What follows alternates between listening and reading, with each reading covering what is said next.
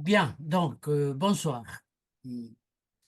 Euh, il f- la question de l'éducation critique, de la pensée critique, la question de l'éducation critique est vieille comme les sciences de l'éducation, vieille comme les enseignants, toutes disciplines, tout décret, vieille comme les enseignants qui essayent de se poser la question de que faire, comment ça devrait. C'est une question vieille comme l'enseignement, rendue toutefois rendue absolument contemporaine sur un plan idéologique et politique, surtout.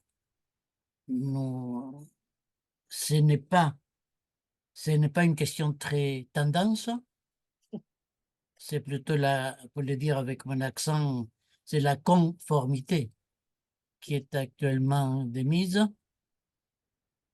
Ça va durer un bon moment. Et c'est autant de raisons pour dire que présenter cet ouvrage à lire, vraiment.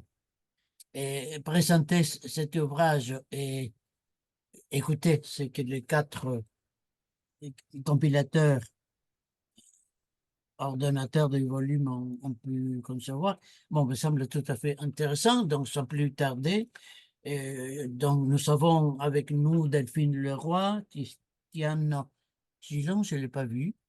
Je suis là, j'ai dit Ah, bonjour. pardon. Ah oui, parce que sur l'écran apparaît uniquement Patrice, Voilà, le nom de voilà. Patrice, oui. Ah, d'accord. Dont Patrice Ville et Christine Campini. Donc, qui sont eu la gentillesse de participer à cette réunion, à cette conversation, qui ont même édité un planning, comme il nous arrive rarement, avec le temps d'intervention de chacun. Mais écoutez, les choses étant ce qu'elles sont, on y va. Euh, à vous d'ordonner les choses comme vous l'entendez. Nous avons jusqu'à 8h15 pour faire quelque part dans une question que nous n'allons pas épuiser ce soir, mais que nous allons peut-être, sans doute même, baliser pas mal. Delphine, c'est à vous, ma chère. Merci, Sahel. Merci beaucoup de cette invitation. Avant d'entrer dans le vif du sujet, on voulait vous dire de là où on en parlait, de là où on parlait les uns et les autres. Et donc, on a choisi non pas de se présenter individuellement, parce que ce qui peut être très long et très ennuyeux, mais de Oui, c'est vrai. à nos petits camarades de se présenter les uns les autres. Donc, moi, je suis chargée de vous présenter Patrice Ville, hein, donc, qui est en rose, hein, une chemise rose sur votre écran. Et donc, c'est tout à fait une présentation subjective et choisie, même s'il y en a une à la fin de l'ouvrage. Depuis 1973, Patrice Ville est sociologue. Il a fait ses études à Nanterre. Et puis, il est devenu maître de conférences en sciences de l'éducation HDR, en sciences de l'éducation à Paris 8, jusqu'en 2013, où il a enseigné les dispositifs d'intervention et plus particulièrement les arcanes du métier de socianalyste. J'ai eu la chance, quand j'étais plus jeune, hein, d'assister à ces cours. C'est vous dire les implications qui nous lient. Il s'inscrit dans le courant de l'analyse institutionnelle, dans le sillage de René Loureau, de Georges Lapassade, et poursuit ses interventions en socianalyse dans divers endroits, par exemple les centrales nucléaires, ou des collectifs plutôt en marge de la société, mais aussi des dispositifs brésiliens de réseau de partage de connaissances avec les Santerres. Ce sont des exemples parmi les nombreuses interventions qu'il poursuit. À la retraite, il poursuit cependant de nombreuses activités. Et alors ça, j'ai rajouté, hein, ce n'était pas dit, mais je dis parce que les autres vont être très étonnés. J'ai donné des éléments biographiques importants, c'est qu'il adore la voile et qu'il est aussi photographe. Voilà. Ah Alors, oui, d'accord. voilà, pour vous présenter un petit peu Patrice. Et donc maintenant, si je ne me trompe pas, c'est à Patrice de présenter quelqu'un d'autre. Voilà. Voilà, je crois que j'ai mis le micro. Donc, moi, je vais présenter Christiane. Donc, Christiane Gillon est une sociologue qui est formée à Liège. après avoir travaillé comme chercheuse au sein de cette université pendant 3 ans sur les luttes urbaines, et puis après auprès d'éthologues sur les étourneaux, sur la pêche, et dans le même temps avoir créé et développé un café féministe et culturel, toujours à Liège. Bah après, elle quitte la Belgique pour Paris en 78 pour s'initier à la sociologie de l'action et aux pratiques d'intervention sociologique, notamment en analyse institutionnelle. Mais elle est d'abord actrice du CADIS, CNRS, auprès d'Alain Touraine, sur les mouvements sociaux et le féminisme. Euh, Après, elle rejoint l'analyse institutionnelle et travaillera à développer et à théoriser la socianalyse institutionnelle. On va travailler ensemble, en fait, à partir de 1978. Mais sa particularité, c'est qu'elle exerce le métier de socianalyste à partir de là, et elle en vivra toute sa vie, alors que moi, je suis chercheur enseignant universitaire, quoi. Donc, ça va être d'abord dans les secteurs sanitaires, psychiatriques et social, et puis industriel, le nucléaire, avec des questions de dispositifs qui sont empreints d'assemblée et d'autogestion. On se demandait ce que ça pouvait faire dans un monde industriel dur. Bon, puis enfin, elle a développé des dispositifs politiques, participation, conférences citoyennes, à l'époque où ce n'était pas encore relié directement avec la gendarmerie, comme dans la plupart des villages. Vous avez vu, participation citoyenne. Aujourd'hui, elle est chercheuse associée au laboratoire Experis et elle développe depuis 2010 une recherche-action au Brésil sur les travaux de basculement du Brésil vers une production de phytomédicaments et plus tard sur les problèmes de droit et de santé des peuples indigènes avec la Fiocruz. Elle se consacre depuis 2017 à la transmission de son métier d'intervenante à une nouvelle génération de socianalystes institutionnels avec lesquels elle a rédigé récemment un ouvrage à base d'entretien. Cet ouvrage est aussi publié chez Sens Social sous le titre « Comment faire collectif ? Qu'est-ce qui entame la vitalité des aventures collectives ?» Voilà. Pas mal. Alors, à mon tour de présenter Christine Artemia.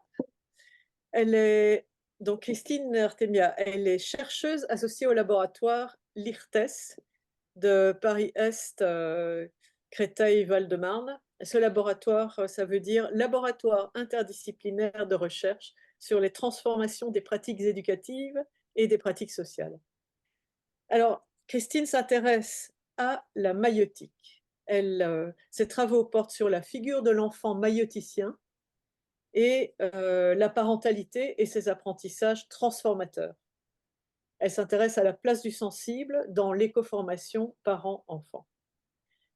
La maïeutique, c'est aussi une pratique centrale pour elle dans sa manière de concevoir et de conduire des ateliers d'écriture.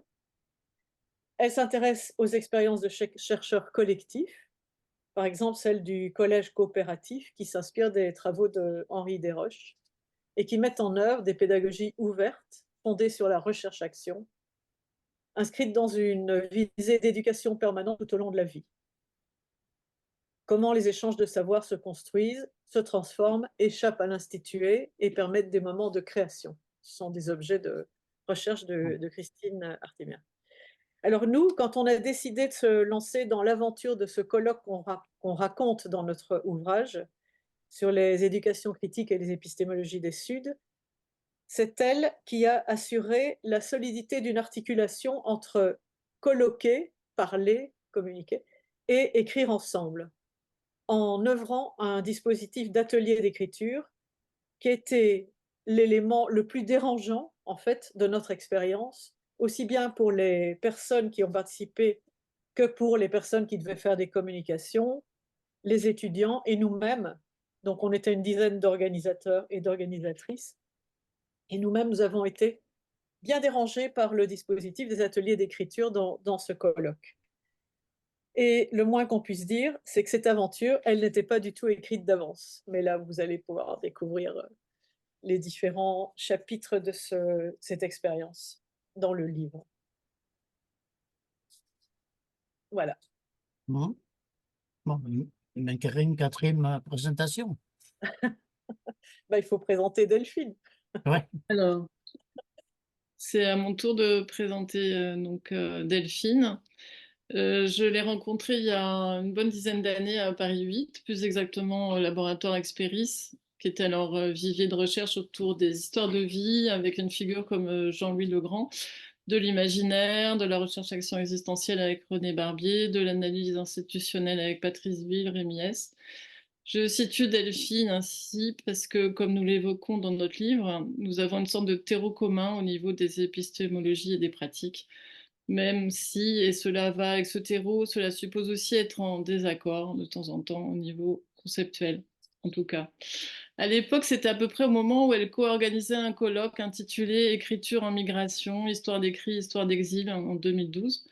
Lors de cet événement, j'avais remarqué qu'elle avait fait en sorte que coexistent autour d'une même problématique diverses formes de récits, expositions, théâtre, écriture collective, en plus bien sûr des conférences. Alors, en étant enseignante, elle militait dans l'éducation nouvelle et s'interrogeait sur l'acquisition de l'écriture de personnes migrantes via ce qu'elle avait découvert en alphabétisation dans un centre social parisien. Ces recherches l'amenèrent à développer le concept d'autorisation. Pour ma part, avec l'histoire de vie de Jacques Ardoineau, qui était une grande figure du laboratoire aussi, je découvrais celui d'autorisation. C'est ainsi sur les écritures conçues au pluriel et ces notions d'autorisation que nous nous sommes rencontrés et avons parfois fait attelage. De ce que j'ai compris, sa posture de chercheuse, mais aussi d'enseignante, Delphine s'inquiète toujours de l'élaboration du travail avec les personnes concernées. Sa formation d'anthropologue et son parcours en histoire de vie facilitent chez elle la découverte de l'autre et de ses pratiques. Enseignante ou chercheuse, elle a à cœur d'expliciter en quoi les expériences des personnes sont autant de ressources d'apprentissage multiples. Ces enseignements s'appuient sur des pédagogies actives et forment à la recherche par la recherche, comme peuvent en témoigner d'ailleurs les actes et écrits des étudiants dans notre livre. Sur les divers terrains où elle met en place des recherches-actions, quels que soient les organismes avec lesquels elle travaille, Institut Convergence Migration ou autres, sur une population de migrants pour former à la recherche-action au Sénégal, elle a toujours ce souci que la recherche menée s'élabore avec, voire par les acteurs concernés. Reconnaître leur savoir transculturel permet de les nommer, donc les reconnaître et saisir la puissance créative, et non les réduire à une insuffisance quelconque. Ainsi, sa contribution à la collection singulière Migration aux presses universitaires de Vincennes, qu'elle co-dirige, vise justement à publier des ouvrages courts et qui soient accessibles à tout public. Aussi, de ce que j'en vois, le parcours de Delphine peut se lire comme un long processus où tout ce qu'elle met en place apporte toujours plus loin dans sa réalisation, autorisation, et dans celle des personnes qu'elle rencontre, dans le cadre de la recherche ou de l'enseignement. Elle reprend ainsi à son compte cette vision réflexive du travail d'individuation au quotidien, qu'en d'autres termes formalisait Freire. Je cherche pour constater, constatant j'interviens, intervenant j'éduque et je m'éduque, qu'elle reprenait à son compte dans le livre. Voilà. Mhm. Merci beaucoup.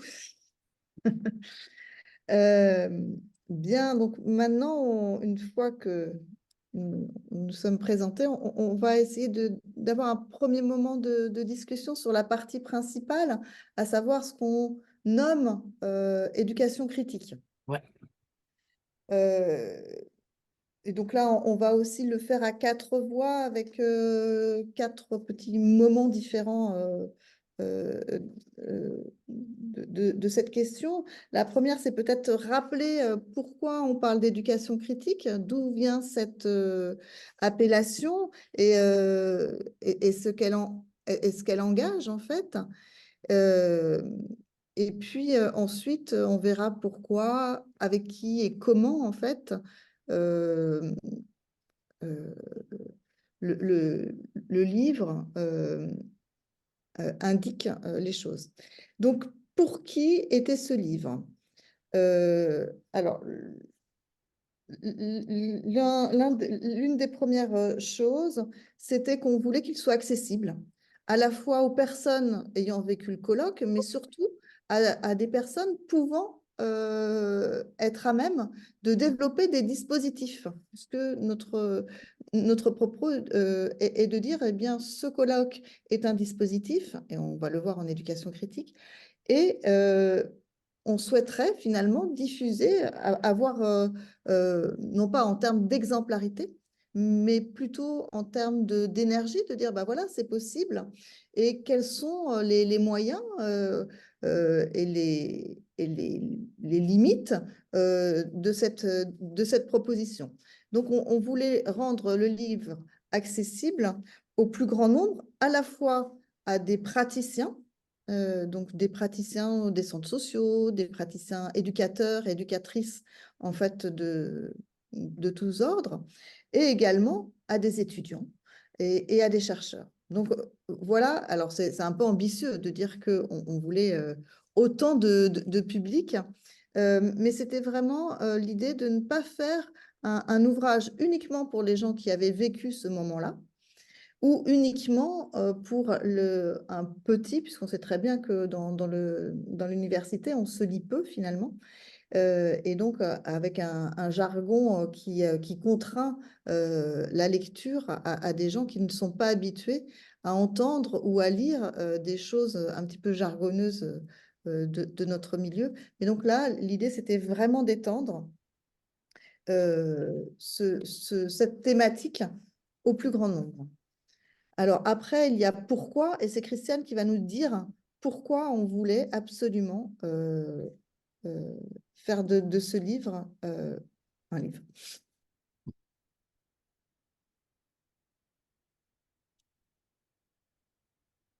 Tu enlèves ton micro, il faut que tu mettes ton micro, Christiane, quand même. Voilà. Alors, les démarches que nous décrivons dans le livre n'ont pas valeur de modèle, bien entendu. Ce sont des expériences qui n'échappent pas aux contradictions et aux imperfections et aux lacunes, ni évidemment, bien sûr, à des critiques. Mais justement, il était très important pour nous de présenter à la fois du solide, c'est-à-dire les bases théoriques de la notion de dispositif, qui sont mal connues mais solides de notre point de vue, notamment par le travail des cliniciens, d'une part, et des philosophes, et puis d'autre part, de montrer des expériences concrètes d'éducation critique en insistant sur le fait que l'une ne va pas sans l'autre. C'est-à-dire que sans penser le dispositif, de notre point de vue, il n'y a pas de salut pour une éducation critique. C'est-à-dire qu'il y aurait peut-être de l'éducation critique, mais qui serait alors réduite à un discours, un savoir froid et ne permettant pas de passer par une expérience. Alors c'est vrai pour notre colloque, qui est décrit dans le livre, mais c'est aussi vrai pour des expériences comme le théâtre de l'opprimé ou des processus dits d'intelligence collective et de gouvernance partagée, l'arbre à palabre, la communication non violente, les ateliers d'écriture, évidemment, le dispositif de correspondance pédagogique, tous ces éléments-là sont présentés et on voit comment est organisée l'expérience qui permet l'éducation critique grâce à un dispositif. Alors nous, à Experis, nous accordons beaucoup d'importance à une idée qui est reprise maintenant par le réseau des jeunes socianalystes auquel on participe Patrice et moi, les socianalystes et intervention en analyse institutionnelle. C'est l'idée de Vercauteren dans Micropolitique des groupes d'une culture des précédents, c'est-à-dire d'une diffusion en dehors des murs des académies d'expériences, de pratiques transformatrices avec des réussites, des échecs, des erreurs et aussi des joies, c'est-à-dire une diffusion, une mise en circulation de savoirs réflexifs et de leurs conditions de fabrication pour soutenir les alternatives partout où elles se tentent et d'explorer donc des voies d'alternatives sociales en actes émancipatrices, que ce soit dans les marges ou au cœur des grands appareils de production et de reproduction. Donc c'est pour ça qu'on a fait ce bouquin, c'est dans cette visée. Oui, je crois que c'est toi. Bon, alors moi, Oui. là, je suis chargé. Avec qui, toi? Oui, je suis chargé de dire avec qui est fait ce bouquin finalement. Donc, il y a il y a nous quatre comme auteurs qui expliquons cette histoire de dispositif et puis qui donnons un certain nombre d'exemples de dispositifs. Évidemment, on n'est pas complet là-dessus, mais précisément puisque c'était un colloque qui était inhabituel dans sa forme, hein. Il fallait que ce colloque soit différent des autres. C'était vraiment une option, mais en plus, ce colloque s'est heurté à des situations concrètes pas très faciles. Il y avait une occupation de migrants dans une partie du bâtiment, donc la fac était très tendue. Il y avait le ramadan, il y avait, enfin, je sais plus, j'avais noté 4 trucs tout à l'heure. Grève, occupation, grève aussi, ramadan, bataille de propriété conceptuelle concernant l'épistémologie du Sud. Mais ça, on avait connu ça aussi. On avait connu ça au Brésil, parce on avait fait un cours commun sur l'épistémologie des Suds, et alors il y avait des gens qui étaient venus nous dire, vous n'avez pas le droit d'en parler parce que vous n'êtes pas argentin, ou etc., vous êtes du Nord. Bon. Et puis d'autres trouvaient qu'on était trop blanc, etc. Enfin bon. Donc il y a aussi quand même une bataille épistémologie du Sud sur Paris 8. Enfin bref, il fallait tenir, décider de le faire quand même, trouver des espaces et tout. Et même ça, ça fait partie de la construction de dispositifs. Donc ça, c'est les 4. Nous 4, on a fait ça. Mais on a aussi mis dans le bouquin 4 articles sur une seconde série d'auteurs, finalement, qui parlent de dispositifs d'écriture, dispositifs de correspondance, dispositifs de théâtre et forum, et un auteur collectif, qui sont justement des socianalystes, qui se livrent à un examen critique des dispositifs d'intelligence collective et de gouvernance partagée. Mais dans le livre, vous avez aussi une troisième population, qui sont les gens qui ont vécu ce colloque. Alors, on ne peut pas vraiment dire qu'ils n'ont fait que le vivre, puisque comme c'était un colloque qui avait une forme singulière, ben, ils ont beaucoup participé à le construire, à faire des choses, à faire fonctionner les différents ateliers, etc. Mais ils parlent quand même des effets, finalement, de vivre un colloque comme ça, cette troisième population. Voilà, c'est les 3 populations qui parlent dans le bouquin. Mhm. Si je peux me permettre, il y a aussi les étudiants. Oui, les étudiants, c'est ce que je pensais, mais tu as oublié les étudiants. Mais pour moi, ils en font partie, les Oui, étudiants, d'accord. de cette troisième population. Non, tu trouves qu'il faut la distinguer aussi? Enfin, j'avais mis ensemble, pour moi, les étudiants, évidemment, faisaient partie aussi de cette population. Enfin, sauf qu'ils ont été plus acteurs que les autres. Oui, Ils ont quand même été beaucoup plus impliqués dans la tenue de ce colloque singulier. Oui, dans l'organisation. Donc, ils avaient quand même un regard un peu différent, à mon avis, des participants qui venaient, il me semble. Oui, ce n'étaient pas des purs consommateurs, c'est vrai, et qui viennent juste pour écouter.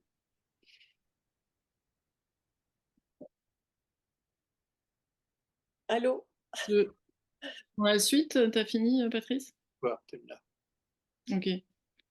Alors, moi, je suis chargée de comment on a fabriqué cet ouvrage. Quel fut le dispositif d'écriture à 4 fois 2 mains, on va dire. En fait, je me suis souvent posé cette question et je pensais qu'il aurait été utile de faire un journal de notre écriture commune, mais ça faisait une dimension de plus à notre ouvrage déjà à tiroir, un making-of dans le making-of et ça s'est pas fait. Donc, le comment, il s'est fait en plusieurs étapes. Le temps et l'espace ont beaucoup compté, ceux d'expérience de travail collectif, de relations interpersonnelles aussi. Complicité, connivence, ajustée notamment durant la préparation et l'organisation du colloque, même si, comme on l'a dit, on s'était rencontrés à Paris 8 à Expéris.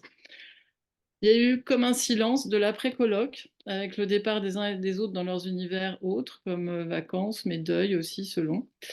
La question du livre écrit à plusieurs mains était d'emblée comme une évidence, ces fameux allant de soi qui vont pas de soi.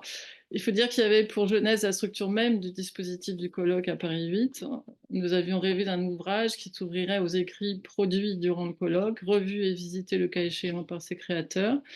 Les actes du colloque prenant en compte le on comme le in, c'était un rêve de ceux qui sont moteurs d'action émancipatrice. Suite au resserrement de notre projet sur un livre interrogeant les dispositifs, notamment universitaires, et le bien fondé de proposer des formes ouvertes à l'intelligence collective mobilisée lors de ces événements pour créer un potentiel de recherche, nos premières rencontres ont permis de poser ensemble un plan, une partie étant alors dédiée à d'autres auteurs sur des questions proches. Excusez-moi, j'ai un chat qui veut absolument mon attention en même temps. Non, mais oui. C'est presque la définition de chat. Oui. La définition du chat, voilà.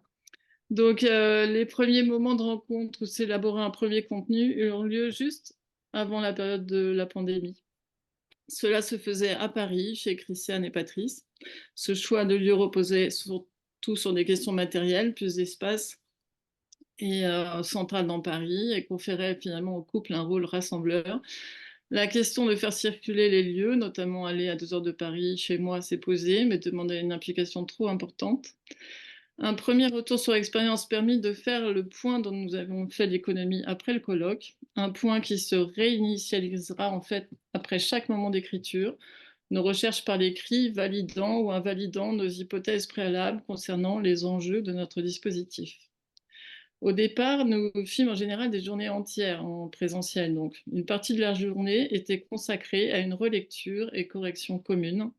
Ces moments qui auraient pu paraître contre-productifs à certains ont permis au contraire, à mon sens, une découverte des modalités de réflexion et d'écriture et de réécriture de chacun.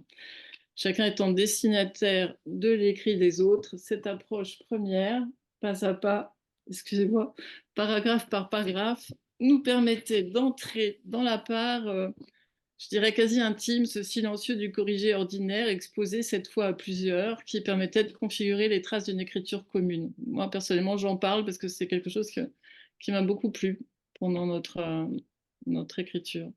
Ce premier moment d'élaboration commune a été coupé donc, par les confinements. Nos investissements par la suite furent presque toujours à distance et à géométrie variable. Ils demandèrent selon les moments des ajustements pour les uns et pour les autres. À côté des notions de temps et d'espace, s'est posée la question du logiciel utilisé par Christiane et Patrice, qui fut parfois difficile à partager, voire impossible. Selon nos plans, avec le temps, se modifiaient. Des chapitres étaient soit écrits à plusieurs mains, soit rédigés par l'un ou l'autre, et relus et développés et ou corrigés par les autres. La confiance et le temps passant, nous nous accordions des corrections sans plus aviser l'auteur ou l'autrice concernée. Nous avons revu au fur et à mesure le dispositif initial pensé et nous sommes ajustés à la réalité, comme dans tout dispositif. Nos temporalités ont dû parfois difficilement s'accorder à des modes et lieux de vie très distincts. Mais lorsque l'opportunité d'une rencontre réelle au sujet du livre se matérialisait, un vrai engouement transparaissait. Plusieurs fois, il a fallu se remettre à l'ouvrage, donc se remémorer, actualiser le travail en cours. C'est ainsi une écriture de la discontinuité qui a été notre mode d'élaboration collective, ce qui, paradoxalement, peut être une force par le recul et la réflexivité qu'elle a imposée. Voilà ce que j'ai à dire sur notre écriture en plusieurs mots.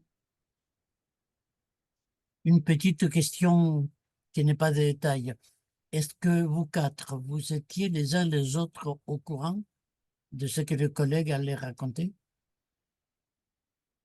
Oui, oui, c'est ce que je disais. On avait formalisé un plan et on s'était... Non, et ce soir, je veux dire. Ah, ce soir, on Oui. s'était donné aussi un... Ah non, on ne s'est pas lu avant. C'est ça que... C'est ça, oui, la question. Non, on ne s'est pas lu, non. Parfaitement indiscrète, oui. Oui. Non, non, on ne s'est pas lu. On s'est fait confiance. Ah, ah, d'accord. Non, juste. Non, on s'est mis d'accord sur un plan, Oui, je vois. voilà, qu'on a finalisé hier soir pour être complètement transparent. Mais après, chacun s'est débrouillé dans son coin, Oui, oui. chacun et chacune, pour faire ce qu'il entendait à partir de ça. Voilà. Définition de l'éducation critique. Alors, définition, ça va être un grand mot. Disons que C'est vous l'éducation... qui l'avez posé. Oui, oui. L'éducation critique repose effectivement sur la théorie critique. Donc, en gros, c'est l'école de Francfort Oui. qui prend appui sur à la fois Marx et Freud dans les années 30. Alors, on l'appelle l'école de Francfort, même si les gens, à cause de la guerre, ont été obligés de fuir et d'aller notamment aux États-Unis.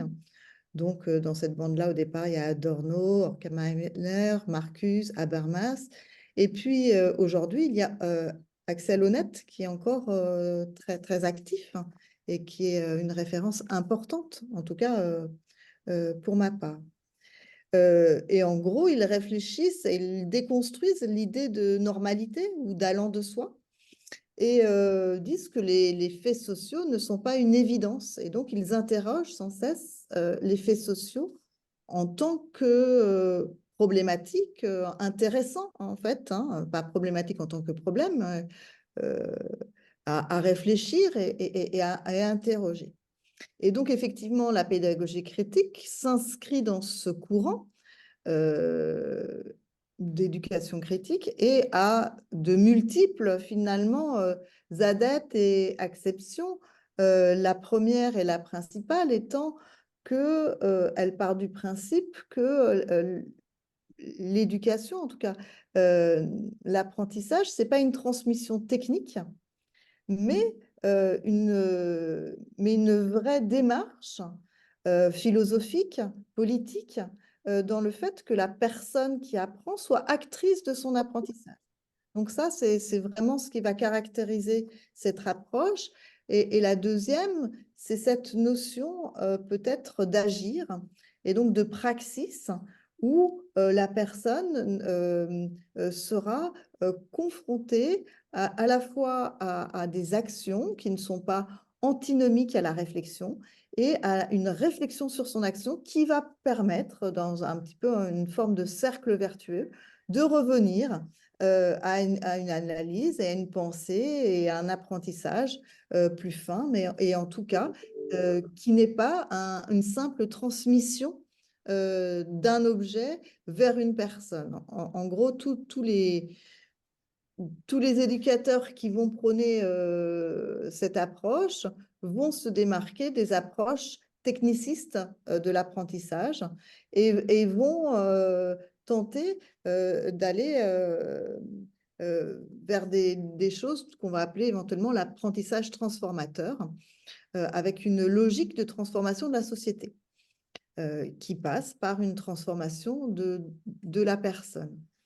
Donc, on peut citer, et on cite allègrement Paulo Freire, évidemment, hein, comme une figure, mais ça n'est pas la seule finalement. C'est une référence qui nous est commune, mais ce n'est pas la seule figure. Donc, on a mis tout un tableau, d'après notre ami Aladef, hein, qui a fait toute une catégorie de justement des critiques humanistes versus éducation populaire. Enfin bon, il a détaillé ça extrêmement finement et je ne vais pas vous en faire le détail ce soir. Là, l'idée, c'était juste de vous donner une toute petite définition en disant ce que nous, on entendait par éducation critique. Donc, effectivement, ce sont, pour synthétiser, dans le sillage de la théorie critique, des modes d'éducation qui vont un petit peu bouleverser les allants de soi, qui vont placer la personne apprenante au cœur de son apprentissage, dans une visée à la fois transformatrice du monde, mais avant tout de la personne qui s'y engage, avec une notion effectivement d'un agir, d'une praxis au centre. Voilà. Vous savez imaginer, hier soir j'ai appris, vous savez imaginer un plan tout à fait intéressant, mais est-ce qu'on peut le modifier légèrement? Oui. C'est une question rhétorique. Non, Patrick voulait dire quelque chose. Ben, c'est peut-être aussi une modification du plan d'un certain Ah point de oui. vue. Et le lien entre dispositif et critique et la place de Lefebvre là-dedans pour nous. Mhm. Ce serait quoi la modification du plan?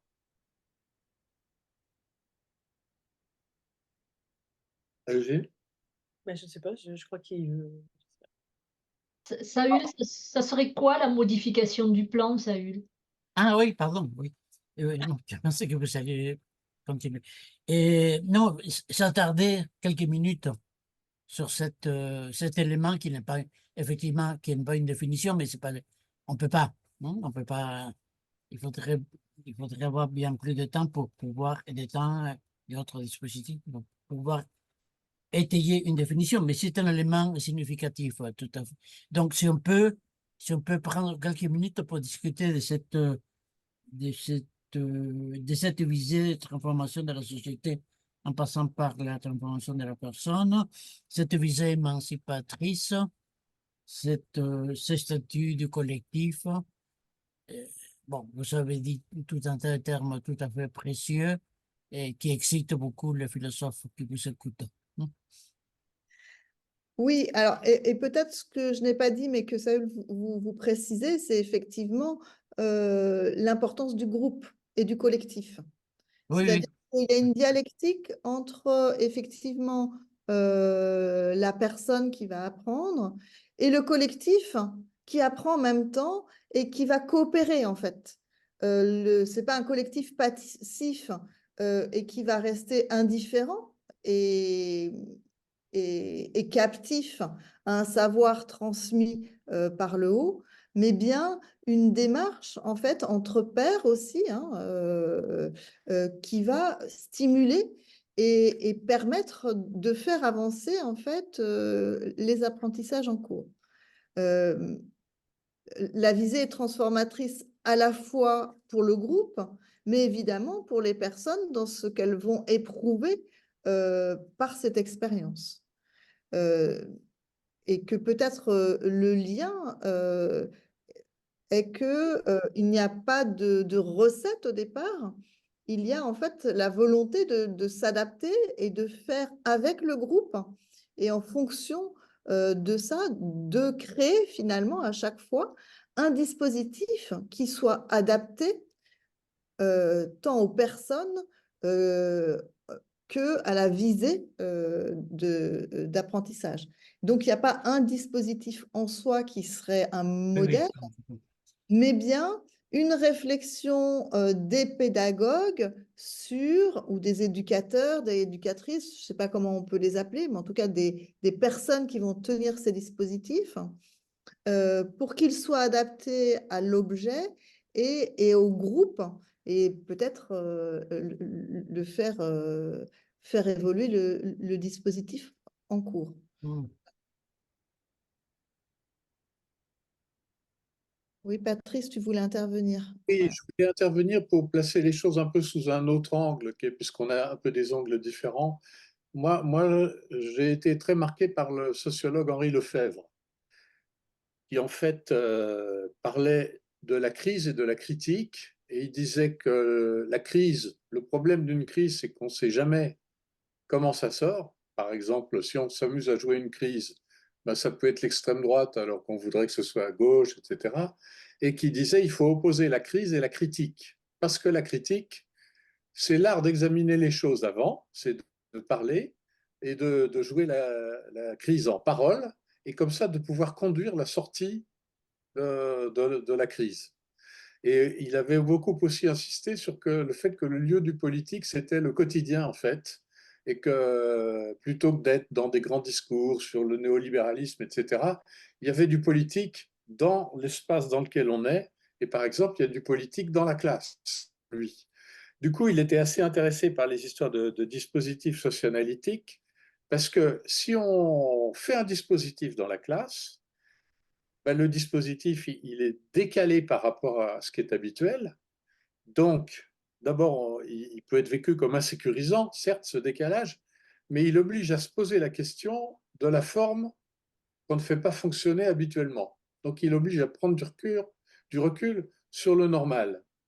Et du coup, le dispositif éducatif, c'est un dispositif, oui, de distanciation par rapport à la situation habituelle où il y a une double référence qui peut se mettre à fonctionner, soit vis-à-vis du dispositif qu'on vient de mettre en place, soit vis-à-vis du dispositif habituel dont on a complètement oublié que c'est un dispositif, mais qui a été installé par les ancêtres en quelque sorte, et l'éducation d'autrefois, et qui représente quelque chose dont on n'a même plus conscience que c'est un dispositif qui est un état congelé des forces d'autrefois.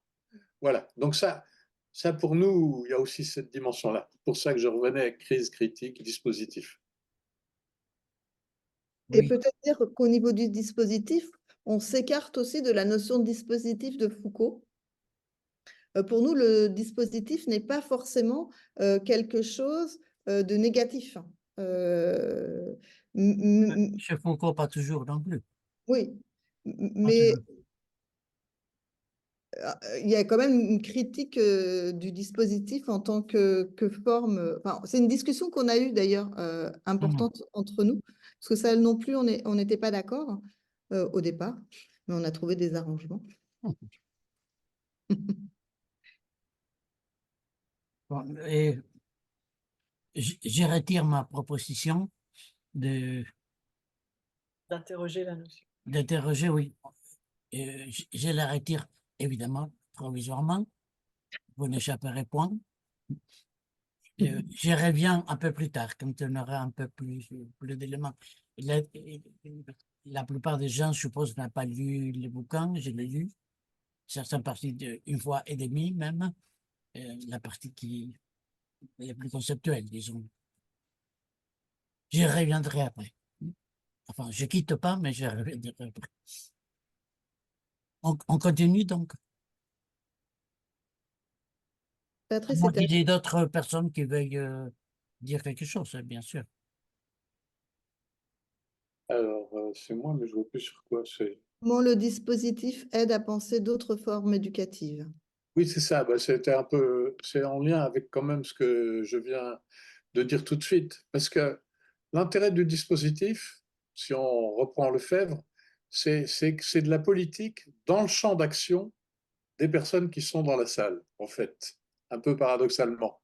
C'est-à-dire que ça peut être une réflexion sur l'organisation des pouvoirs entre l'élève et l'enseignant, du pouvoir de la connaissance, etc. Mais c'est dans le champ d'action des personnes qui sont dans la classe. Et ça peut permettre de travailler toute cette dimension-là. Donc peut-être ça suffit, je m'arrête là. Méthode. Mm. J'avais préparé, mais je sais plus ce que j'en ai fait.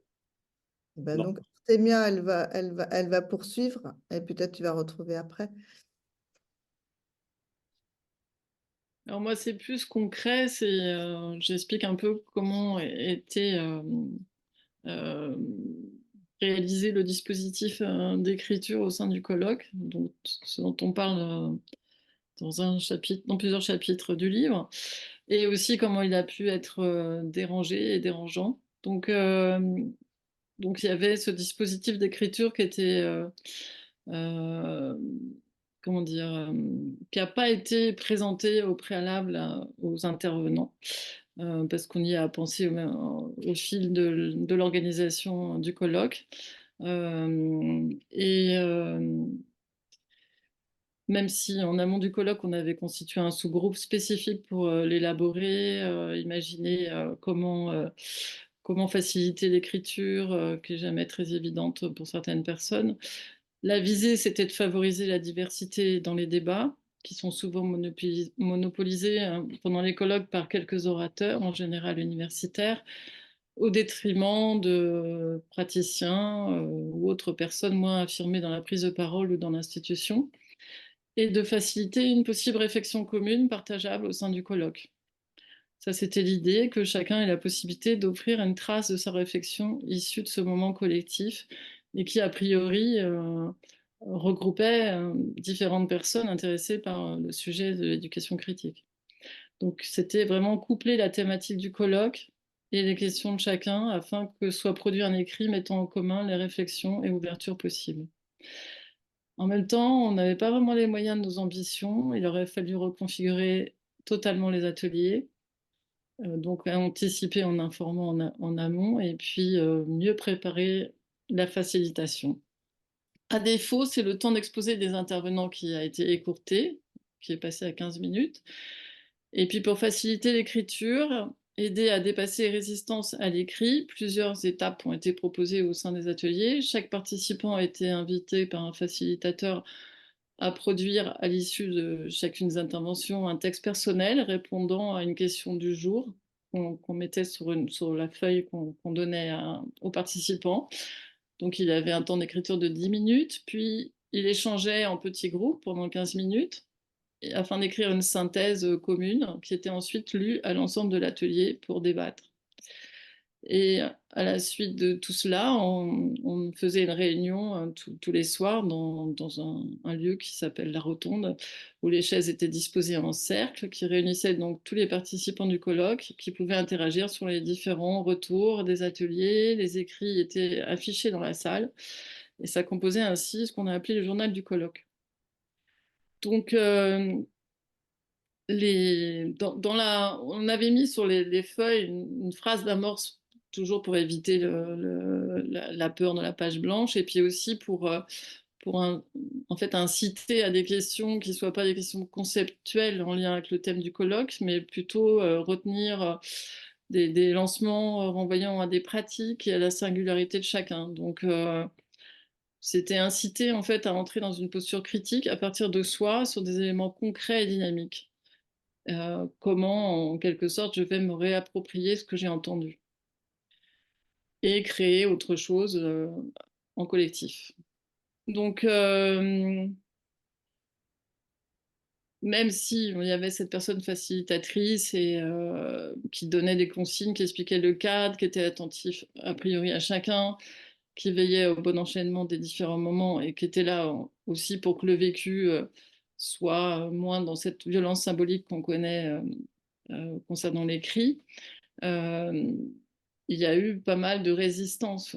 On comprenait, enfin, il y avait certaines personnes aussi parmi les facilitateurs qui avaient du mal à expliquer que c'était un prétexte, que le genre rédactionnel était facultatif, libre, ça pouvait être une poésie, ça pouvait être une image. Donc parfois il y avait comme ça une demande de résultat qui n'était pas toujours évident.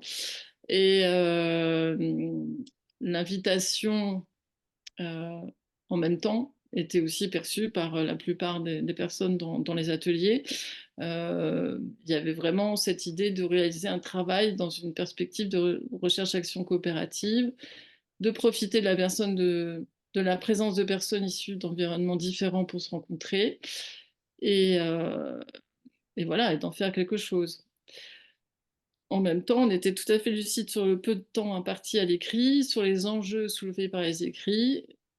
Et puis, bon, on bricolait et puis on faisait confiance à notre démarche participative. Donc, ce dispositif a connu beaucoup de résistance. Ça s'est manifesté le premier soir pendant le cercle d'intelligence collective. Il y a eu une sorte de position du boycott du dispositif. Mais en même temps, c'était un boycott qui était demandé par une minorité. C'est-à-dire il y avait un atelier qui avait été fondeur, un autre qui proposait un autre dispositif. La plupart avaient décidé de jouer le jeu de la contrainte et en même temps découvert la richesse des effets produits dans les débats en petits groupes. Et donc, en tout cas, au terme d'un intense débat pendant ce cercle, un membre de l'équipe d'organisation a proposé que le choix du dispositif revienne le lendemain, durant les ateliers, aux participants. Ça a été voté. Et c'était une façon de prouver que nous n'étions pas dans une fausse démocratie, comme il était dit, puisque le cercle a pu briser la règle d'écriture et satisfaire la minorité, finalement la plus dure, la contestation la plus instituée. Comme si être critique, ce serait critiquer l'organisation, attaquer les enseignants pour mieux refuser l'obstacle. C'était une image qui avait été proposée dans le débat du cercle. Finalement, le lendemain, après quelques flottements, plusieurs personnes expriment leur désappointement quant à l'abandon du dispositif et la reprennent. Et donc, paradoxalement, parallèlement à des résistances très expressives, le colloque avançant, les participants ont de plus en plus écrit pendant les ateliers d'écriture. On atteste à ce propos le doublement des écrits entre le premier jour et le dernier. En tout cas, toutes ces critiques, elles ont permis des échanges sur le changement des pratiques en général et en particulier dans le colloque. Elles ont fait le lien entre le fond et la forme du colloque et elles ont fait apparaître le débat. Au fond, la contrainte des ateliers d'écriture en petits groupes au sein de l'atelier a permis des discussions riches et a créé le mouvement. C'est la question de l'émancipation par le mouvement, le dispositif qui bouge, qui se corrige et qui interroge les moments d'intelligence collective où on constate que on peut changer de dispositif quand ça ne fonctionne pas. Et on constate aussi, enfin, chacun avait la possibilité d'avoir prise sur le dispositif et de se l'approprier. Voilà ce que je peux dire sur le dispositif remis en question par la critique pendant le colloque.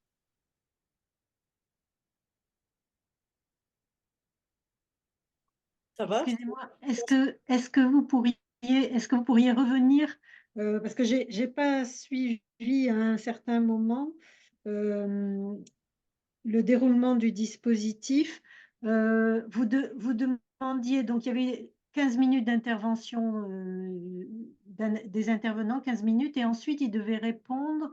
Ils étaient sollicités pour répondre à une question, au moins une question ou plusieurs Bon, questions. en fait, j'ai voulu faire vite, Ouais. je vais dire étape Oui, par étape.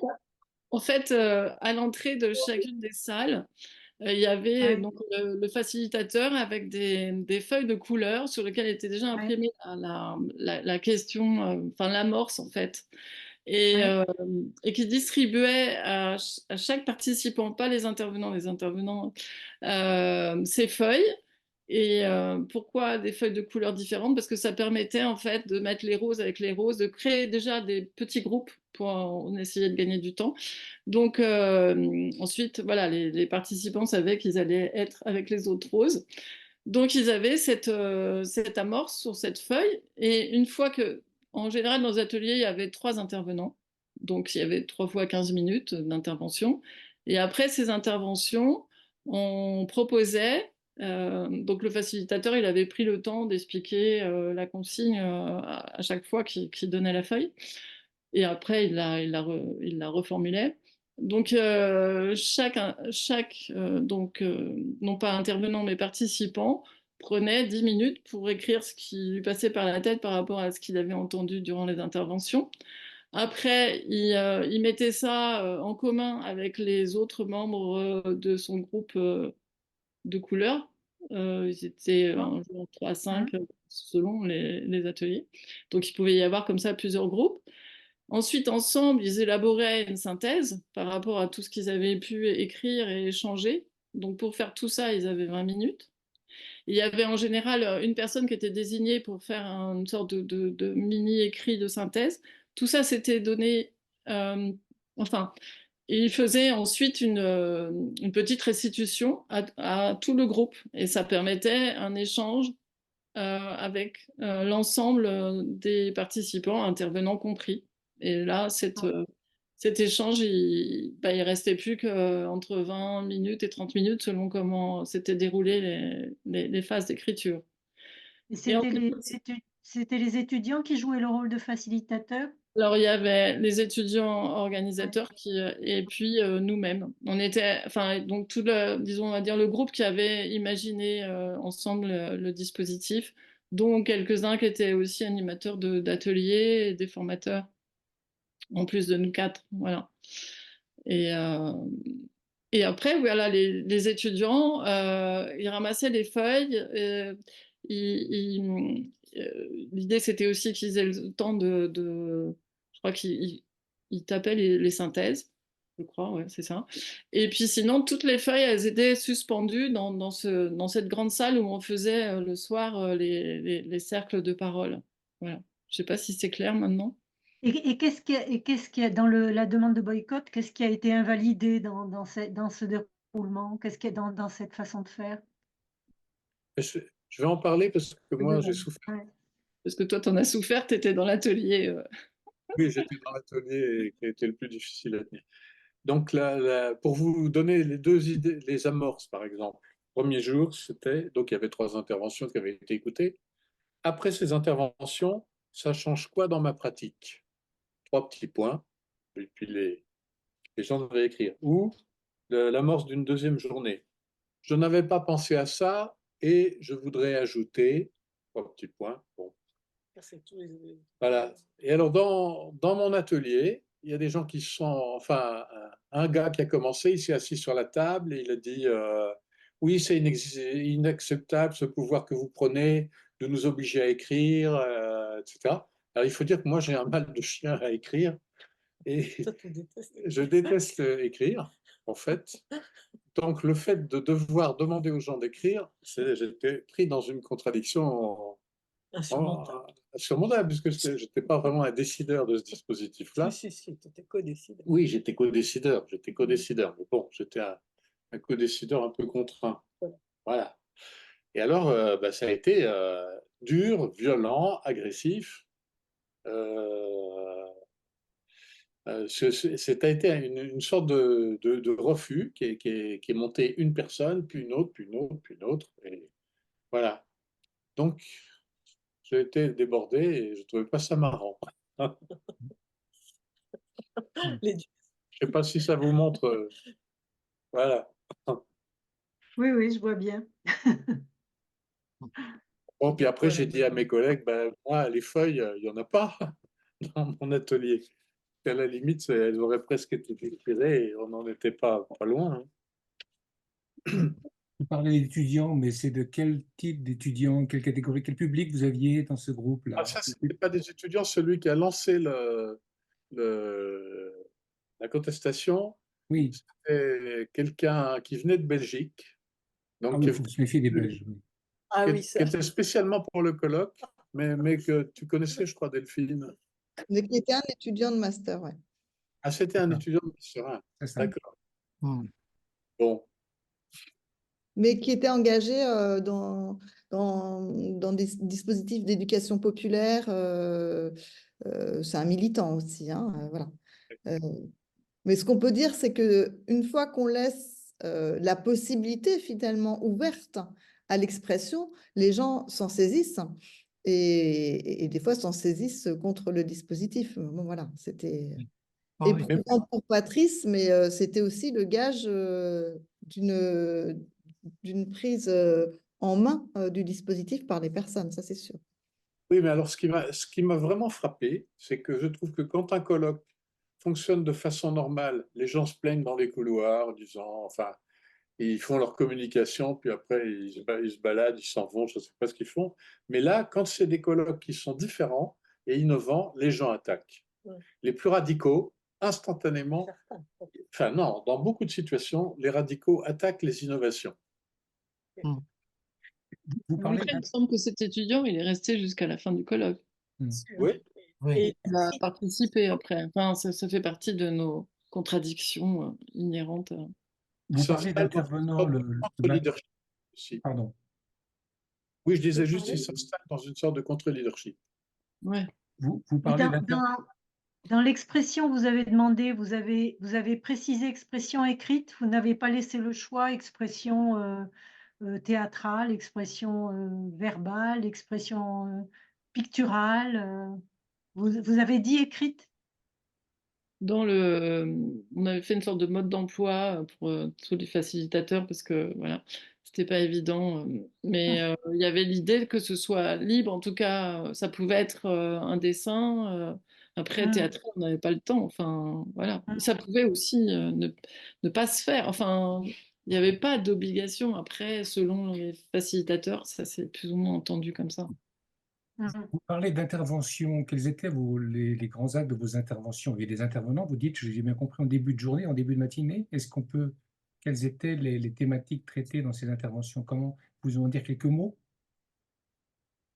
Oui, alors il y avait, effectivement, c'était un colloque qui avait pour thématique euh, les épistémologies des Suds et les éducations critiques.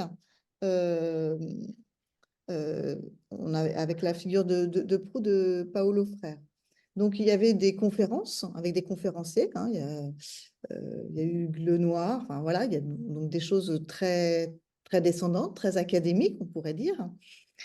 Et puis, il y avait aussi des ateliers où là, les gens étaient dispersés. Et donc, ces moments d'écriture étaient dédiés au moment en atelier, avec l'idée que tous les participants ne pouvaient pas aller dans tous les ateliers et que ces moments d'écriture étaient conçus comme un journal du colloque qui s'écrivait au fur et à mesure et qui pouvait permettre aux uns et aux unes et aux autres de s'informer de ce qui avait été vécu dans les différents espaces.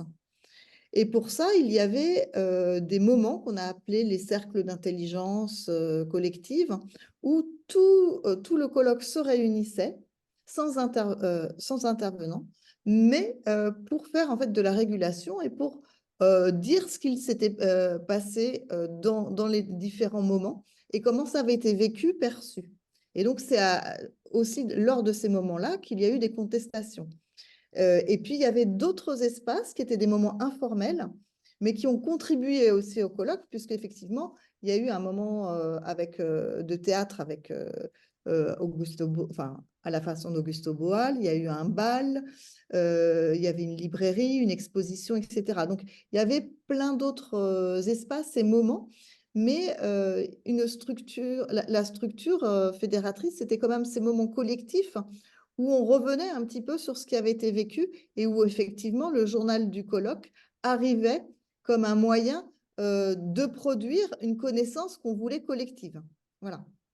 L'idée, c'était de ne pas faire des moments où les gens communiquaient et puis les autres écoutaient et repartaient, mais vraiment de mettre au travail ce qui avait été proposé par les intervenants et intervenantes et d'en faire une matière pour tous les participants.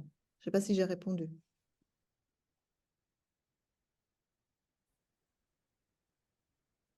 Est-ce que je dois enchaîner ou pas sur le sujet de ce qu'un dispositif peut déplacer en termes de hiérarchie? Ce serait bien, non? À moins qu'il y ait une autre intervention. Non, je continue. Alors, donc moi, je dois... Ah, pardon. Oui. Ah, vas-y. Ouais. Non, il faut appuyer sur le bouton. Ton micro, Anne. Excusez-moi. Oui, en fait, je voulais comprendre, en fait, quelle est la définition du mot critique, en fait. Je ne sais pas ce que c'est.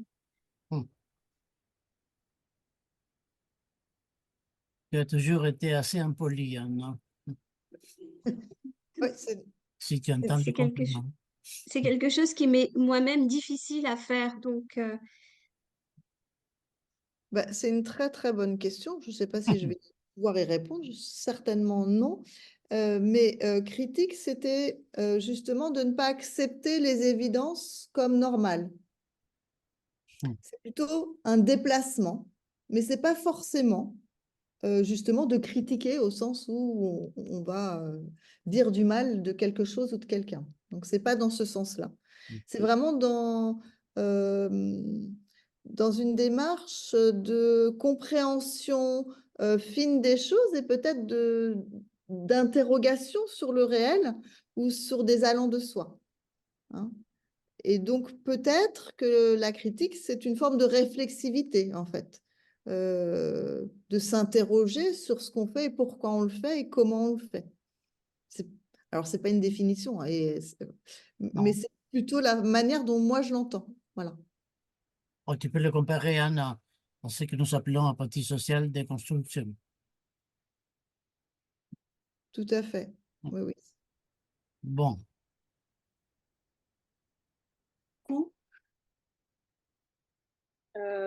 Tu veux parler de la... Non, vas-y. Patrice est allé chercher son dictionnaire de grec ancien. Bon. Alors, pendant ce temps-là... À chacun sa Bible. Donc, le bailli. Oui. Un dispositif peut déplacer en termes de hiérarchie. Moi, je dois répondre à cette question-là.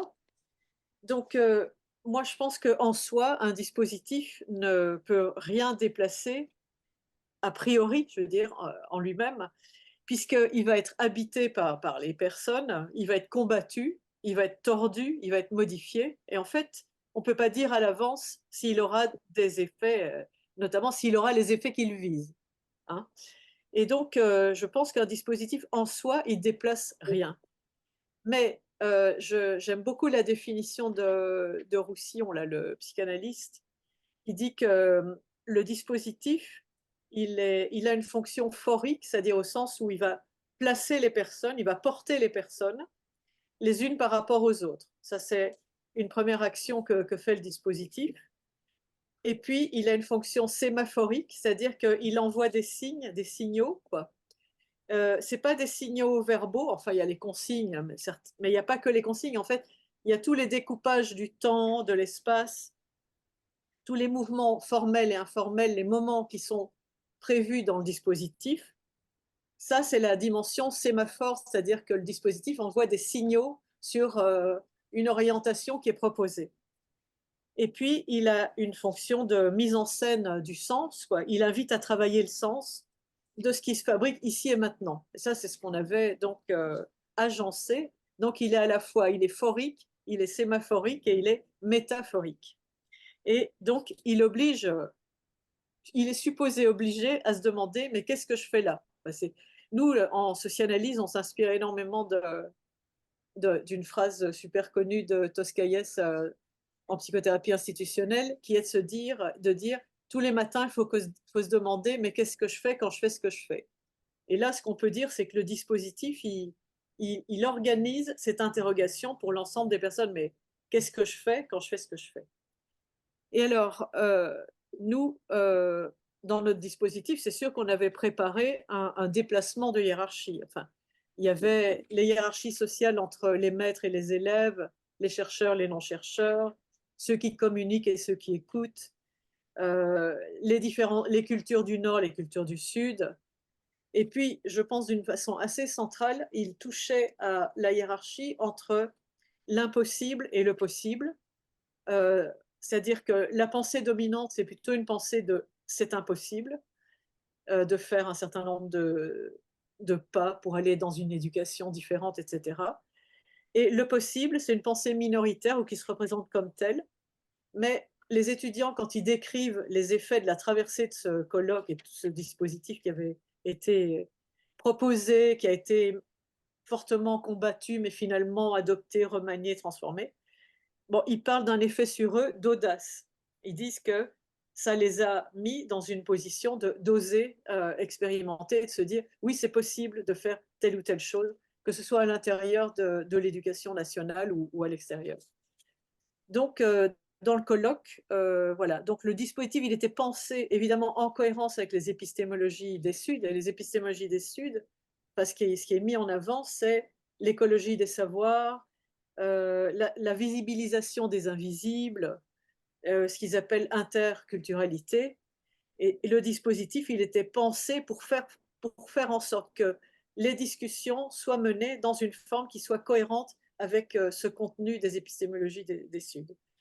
Donc, on y a mis des ingrédients comme cette transversalité qu'on a orchestrée, l'autogestion de ce processus, la convivialité, l'autorisation qui était aussi proposée, et la réflexivité à la fois des personnes et de l'ensemble, parce qu'on renvoyait une réflexivité des participants et on renvoyait à une réflexivité collective qui elle-même se répercutait par rapport à la réflexivité possible pour chacun, etc. Donc, c'est pour ça que les positions ont beaucoup bougé au fil des différentes journées pour soutenir donc ce mouvement qu'on visait d'émancipation. Et en considérant que cette émancipation, c'est une création collective de conditions d'une éducation critique, et ce n'est pas un slogan. Sinon, c'est facile de dire éducation critique, émancipation, etc. Mais là, l'idée, c'était vraiment de faire traverser un moment où, à la limite, en critiquant le dispositif, ils étaient dans une éducation critique, etc., etc., quoi. Pour vous dire la manière dont on a pensé le fonctionnement de ce processus, quoi. Bon, je pense que ça ajoute une autre manière de regarder le thème.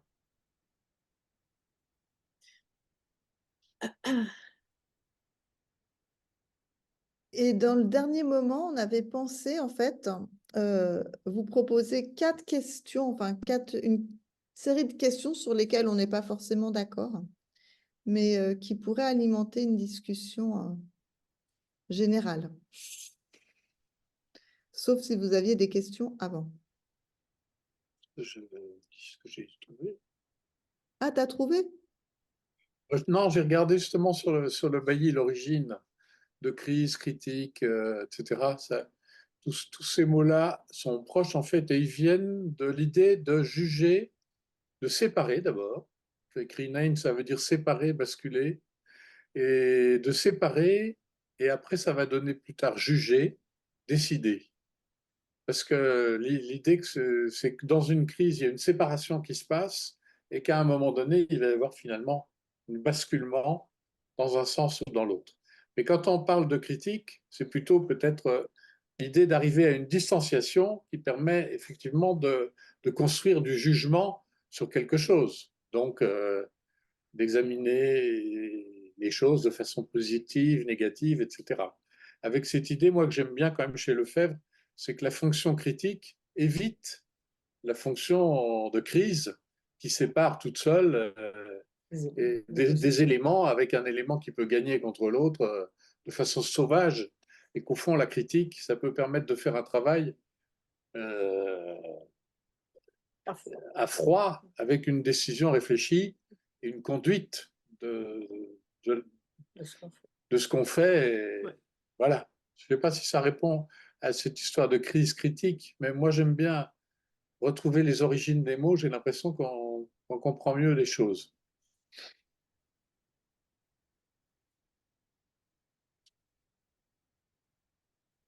Vas-y Delphine, alors explique les débats proposés. Alors, le premier, et on a commencé à en discuter là avec Christiane, c'est la question d'un bon dispositif. Est-il un dispositif qui se transforme ou qui se dissout de lui-même? Et hier, on a commencé à en discuter entre nous, mais on n'était pas d'accord.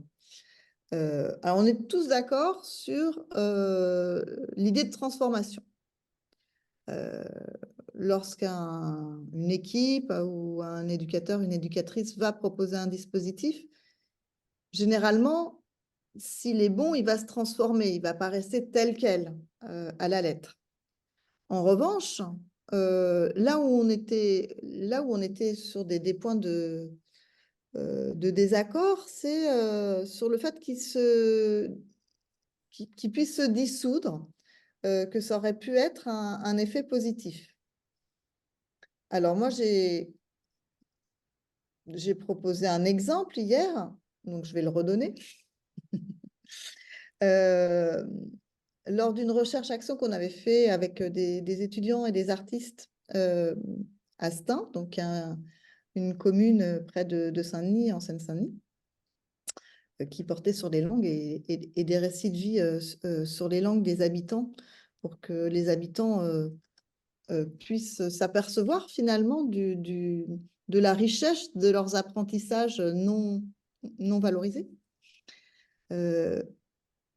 On a fait 2 ans de travail avec eux, et puis au bout d'un moment, en fait, l'école maternelle où on avait finalement fait la restitution s'est emparée du dispositif et l'a mis dans son projet d'école.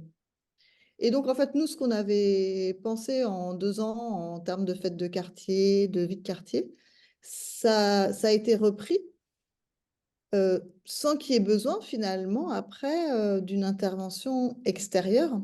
Et pour moi, c'était la réussite de ce dispositif, puisque finalement, il avait été repris par les acteurs et les actrices, et il n'y avait plus besoin qu'ils l'avaient du coup transformé hein, à leur sauce, évidemment. Et il n'y avait plus besoin finalement d'une équipe tierce pour proposer quelque chose. Donc ça, c'était mon exemple. Mais Patrice et Christiane n'étaient pas d'accord. Et donc, ils vont donner leur avis, à mon avis.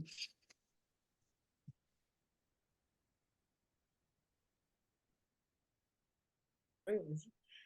Ben moi, par exemple, j'ai un dispositif en tête qui est celui raconté par Raymond Fonvieille, qui est une des personnalités de la pédagogie institutionnelle, et qui racontait qu'il était instituteur à Gennevilliers au Grésillon, et les gamins ne venaient pas en classe, ils foutaient tous le camp.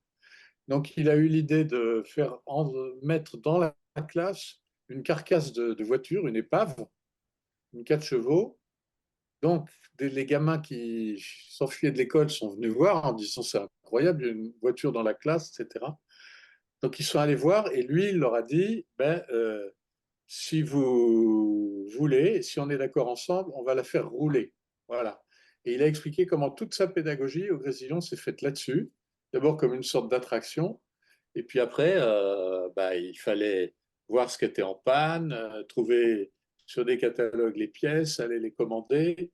Et grâce à ça, il leur a fait faire du calcul, de l'écriture, etc., comme point de départ de toute sa pédagogie. Mais d'après ce que j'ai su par un des élèves, qui est devenu un de ses amis et qui était passé à l'université de Vincennes, après, il a tenu ce dispositif avec une fermeté terrible. Et quand il y avait des étapes qui étaient décidées, on ne pouvait pas sortir si on n'avait pas fait telle chose qui était décidée dans la journée, etc. Donc ça, on ne peut pas dire que le dispositif s'était dissous. C'est au contraire en le tenant qu'il a pu faire ce travail pédagogique. Voilà un exemple.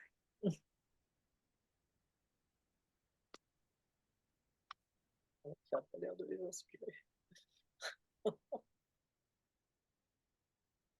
Bonjour. Je veux bien poser une question par rapport à cette question de la dissolution là.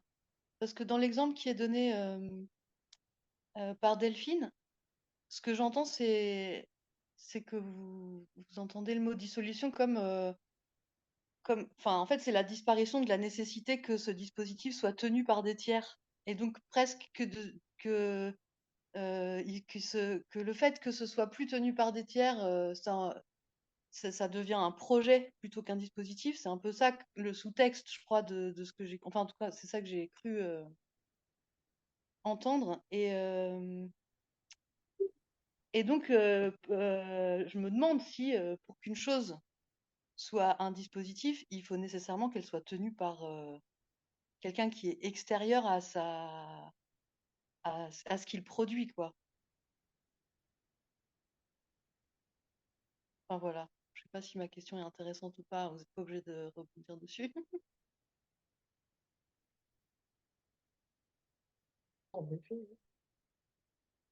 Alors, je ne sais pas, elle est tout à fait intéressante, mais c'est une vraie colle. Je ne crois pas qu'il y ait de règles, en fait, par rapport à ça. Parce que dans l'exemple que tu donnes, en fait, le dispositif, il perdure puisqu'il est repris. Oui, mais c'est plus le même, en fait. Si Ouais. tu veux les réadapter, c'est un autre dispositif, finalement. C'est plus tout à fait le même. En tout cas, c'est plus celui pensé initialement et c'est quelque chose qui est complètement revisité. Donc peut-être que c'est un autre dispositif. Celui qu'on avait pensé en amont n'est plus. En revanche, ils ont repris des éléments de ce qu'on avait pensé pour créer leur propre dispositif sur la même thématique. Oui, mais c'est bien ce qui s'est passé dans l'atelier d'écriture quand il a été boycotté pendant le colloque. Le dispositif initial que vous aviez prévu, il a bel et bien été dissous, enfin, ou du moins, il a disparu et il a été repris. Mais est-ce que celui qui a été repris, qui a mené à 2 fois plus de production que le premier jour, est-ce que c'était vraiment le même dispositif? Oui, il a été contesté, il a été remis en cause, il a été contesté, mais finalement, après, il a été appliqué. Donc là, au contraire, c'est quelque chose qui a tenu. Artemia, tu voulais... Non, mais il me semblait, enfin peut-être j'ai mal compris ce que tu disais, Delphine, mais que la question c'était en quoi un dispositif est réussi, entre guillemets. Pour toi, il l'est si tu dis dissoudre, mais en fait, s'il va être réutilisé autrement, enfin, par d'autres. Pour Patrice, il y en a qui réussissent parce qu'ils sont tenus. Après, enfin, il me semble qu'il n'y a pas contradiction entre le fait que le dispositif ait une raison d'être et le fait qu'il soit dissous pour Delphine. Enfin, c'est ce que j'ai compris, mais peut-être je me trompe. Oui, moi ça, je Je n'utiliserai pas le terme dissolution dans ces cas-là. suis d'accord avec les remarques de Roxane et je pense que tant qu'on est là, si on lâche notre dispositif, à ce moment-là, on est mal, quoi, voilà. Donc il y a quand même toute une période où on le tient et dans le cas de Delphine, je pense que la pratique qu'elle a proposée, elle s'institutionnalise progressivement et les gens le digèrent, bon, l'adaptent, ok, etc. Mais donc c'est pas une dissolution, c'est une digestion et une institutionnalisation d'une transformation des pratiques ou de l'inexistence de certaines pratiques et qui maintenant sont implantées par transduction, quoi, dirait Louraud. C'est-à-dire ça passe directement de la forme proposée par Delphine à des formes que les gens créent, quoi. Il me semble que si on prend le mot dispositif, comme quelque chose d'un peu enfermant, un peu cadré, on peut beaucoup parler sur le dispositif. Il me semble que, mais monsieur Patrice nous le dira peut-être, il me semble que dispositif, ça vient de disponere, disposer. C'est intéressant aussi comme étymologie. On peut disposer d'un dispositif, à condition qu'il laisse des marges de manœuvre et qu'il laisse... ouais, moi, j'ai pas envie de... Enfin, on entend un peu dispositif, quelque chose comme de très contraint, de très... bon, je sais pas, il faudrait peut-être philosopher sur ça, mais on peut disposer d'un dispositif et le, je sais pas, le modifier à sa guise. Est-ce que c'est toujours un dispositif? Oui, mais pas le dispositif d'origine. Ah, Ah, mais là, il y a au moins deux choses. Le dispositif tel qu'il est conçu par ceux qui l'instaurent, ceux qui le portent, et le dispositif tel qu'il est compris est forcément dévié par ceux à qui c'est adressé. Hmm. On aurait beaucoup de difficultés, enfin moi c'est sûr, on aurait beaucoup de difficultés à trouver un seul exemple d'un dispositif dont la réalisation coïncide à 100% avec les projets des initiateurs. Hmm. Donc ce dont il faut parler, c'est plutôt des compromis dans la mise en place des dispositifs. Ouais, Oui. des compromis ou d'une réflexion sur c'est quoi ce Oui, oui. dispositif. Les compromis, c'est la conséquence, oui, c'est une réflexion. Ouais, dans les sacs d'intelligence du soir, là, les gens ont quand même beaucoup discuté sur le fait que la contrainte les intéressait finalement et qui décidaient de l'utiliser, cette contrainte, parce qu'elle les servait davantage que ce qui avait été proposé, etc. Enfin, je veux dire, ça a fait toute une discussion, Oui. une réflexion sur les modalités qui était très intéressante, pensons-nous, quoi. Mais Juste un peu chiante. Pardon. je trouve que si on reprend quand même nos expériences, il y avait quelqu'un qui avait dit à propos d'une situation, je me souviens plus exactement laquelle, c'est on n'est pas enfermé parce que c'est pas un cadre, c'est un noyau. C'est un dispositif. Ouais. Et alors, ils en ont parlé comme continuons à travailler parce qu'on va pouvoir faire germer les choses, etc. Donc, on peut imaginer des dispositifs encadrants, mais on peut aussi inventer des dispositifs qui ne sont pas du tout encadrants, en fait. Un noyau, c'était l'idée que ça va germer. Il faut mettre de la chair. Il faut mettre de la chair autour. Oui, d'ailleurs, vous parliez à un moment donné, au début, de dispositifs congelés. Hein, Oui. voilà, donc un dispositif, oui, ça doit vivre. Ça peut vivre en tout cas. Oui, mais le dispositif, c'est pas encadrant, mais vous avez quand même des axes, des visées, l'émancipation, la transformation. Est-ce que c'est pas des paramètres qui contribuent à faire cadre? Alors, est-ce que ça fait cadre? Est-ce que ce pas des éléments qui constituent justement à donner oui, à faire guide? Moi, je ne sais pas si c'est cadre, mais c'est que c'est comme ça.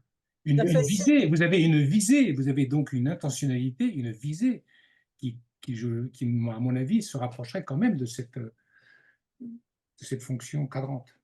Mais en ce moment, il y a une exposition qui est au Palais de Tokyo à Paris, qui est sur la psychothérapie institutionnelle. Et le dispositif de Toscaïès a consisté, avec les malades, à casser les cloisons.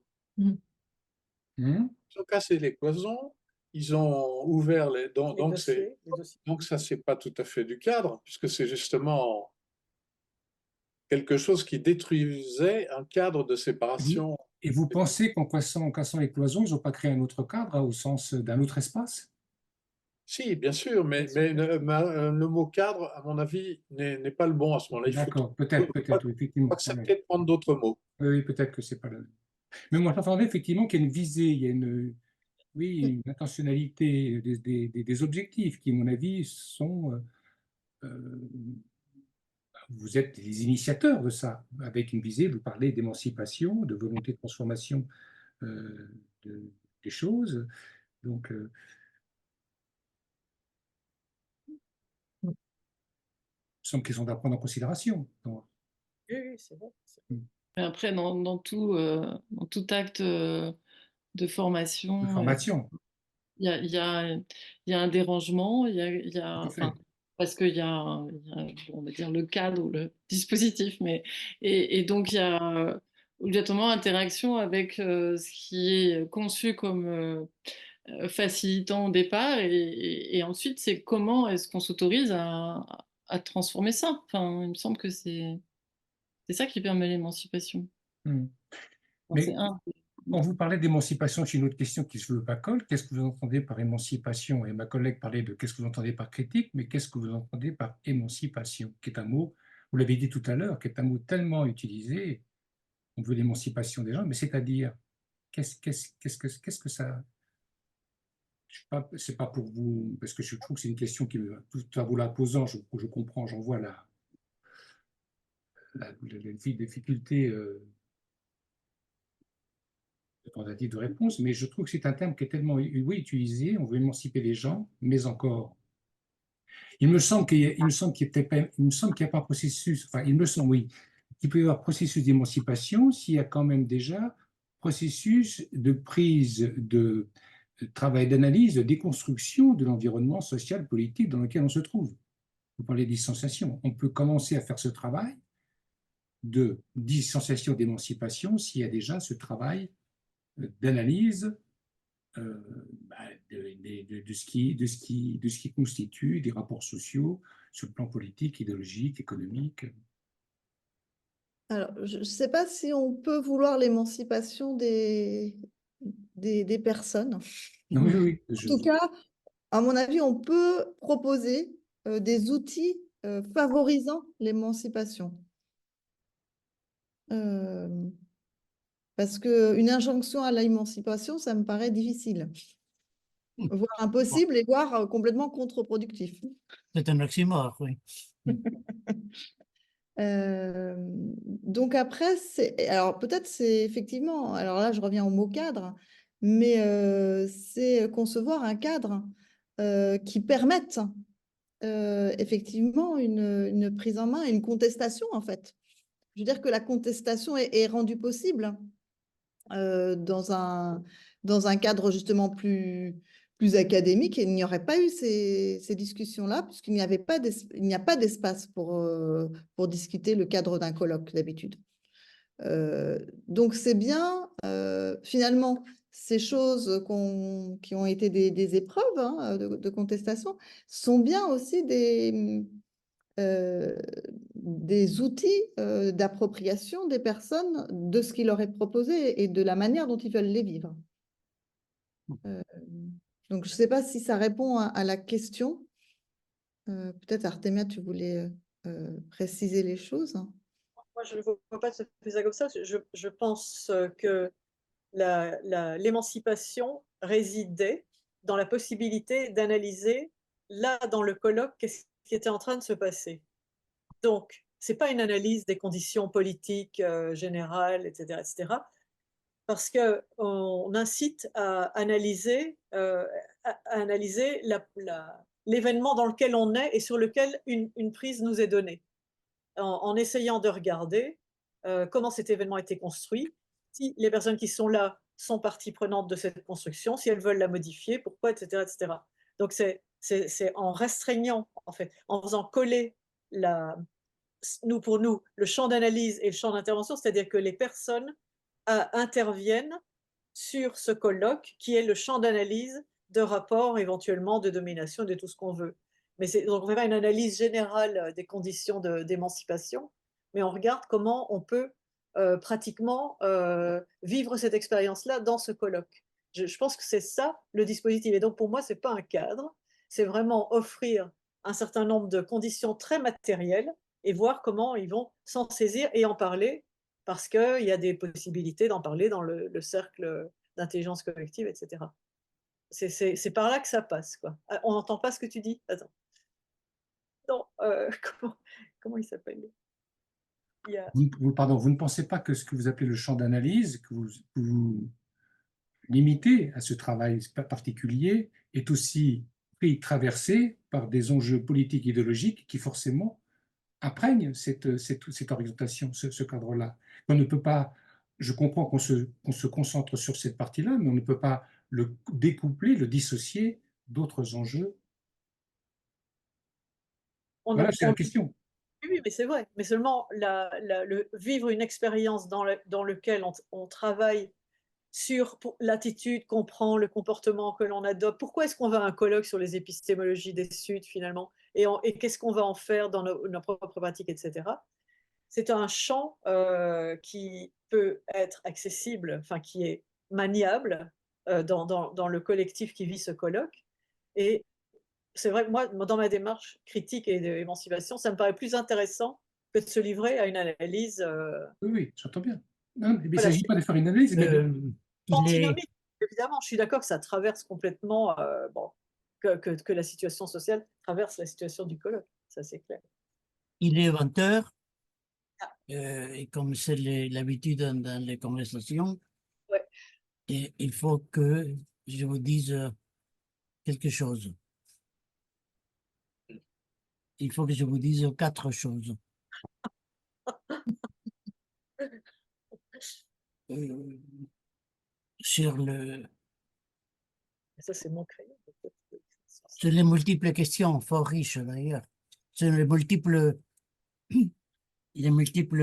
questions Ça pose. qu'on a pu évoquer, parfois avancées, parfois juste énoncées. Parmi ces multiples questions, bon, je propose effectivement, 4 remarques partielles, très probablement partiales, mais qui sont, disons, le point de vue qu'on peut avoir dans la perspective pratique sociale sur cet exposé. Je serai court, donc un peu plus dogmatique que d'habitude, mais pour ne pas trop abuser du temps. Premier point. Bon, ce sont des questions, les dispositifs tels que vous les décrivez, on peut discuter des choses diverses, mais disons, sont fort intéressantes. Ça suppose des variations par rapport à des dispositifs plus habituels, plus courants. C'est pas tellement de ça que je voudrais discuter, mais plutôt des présupposés philosophiques et idéologiques de cette éducation critique. C'est là-dessus que je propose 4 points. Premier, c'est Delphine qui l'évoquait au départ, à juste titre, effectivement, ça a à voir avec ce qu'on appelle classiquement l'école de Francfort dans les années 30, où il s'agissait, non pas, comme on dit habituellement, non pas d'articuler quelque chose avec Marx, Freud, mais un certain Marx et un certain Freud. Si on est d'accord pour dire que ces 2 personnages ont commis une œuvre prolifique et importante, il y a on peut penser, on peut admettre qu'il y a chez Marx plusieurs Marx, idem chez Freud. Grosso modo, c'est l'école de Francfort dans la pensée critique travaille beaucoup, s'alimente beaucoup sur le Marx humaniste, qui est un des Marx possibles. Donc je dirais, je viens de Althusser, donc je dirais que c'est un auteur, perçu comme ça, c'est un auteur pré-althusserien, comme le Freud des années 30 est un auteur nécessairement pré-lacanien. C'est pas un défaut, c'est une caractéristique. Donc, je veux dire, quand on dit la pensée critique, c'est l'articulation Marx et Freud, ouais, mais lesquelles? De quelle manière? Et selon quel présupposé? D'autant plus que cette pensée-là, 1930, ça a eu des effets subversifs, c'est pour ça qu'ils ont dû partir d'ailleurs, et ça a eu des effets subversifs, sinon révolutionnaires, importants. Or, il n'y a pas de révolution éternelle. Il n'y a pas de révolution, les effets révolutionnaires persistent au fil des siècles. Et on est plus ou moins pris dans des conjonctures. Rien n'empêche, certes, bien sûr, rien n'empêche, beaucoup d'années après, tirer quelques lignes intéressantes, ce que vous faites d'ailleurs. Quelques lignes intéressantes tirées des inspirations fortes là-dessus, mais travailler avec les concepts, travailler à partir des concepts critiques des années 30, ça risque d'invalider votre démarche. En tout cas, de la questionner sérieusement. Pourquoi ça? C'est mon point 2. L'éducation critique, c'est l'éducation qui s'oppose à une certaine normalité, à savoir l'idée que la transmission d'attitudes, de connaissances, de savoir-faire, de savoir-être, la transmission serait technique. C'est tout à fait intéressant. C'est une grande découverte de l'école Francfort. Aujourd'hui, c'est une grande banalité. C'est que qu'est-ce qu'une pensée, qu'est-ce qu'une démarche technique? Soit vous la prenez à la lettre, donc vous croyez que c'est un adversaire existant, soit vous savez que la démarche technique est le porte-parole d'une démarche théorique et idéologique qui la soutient.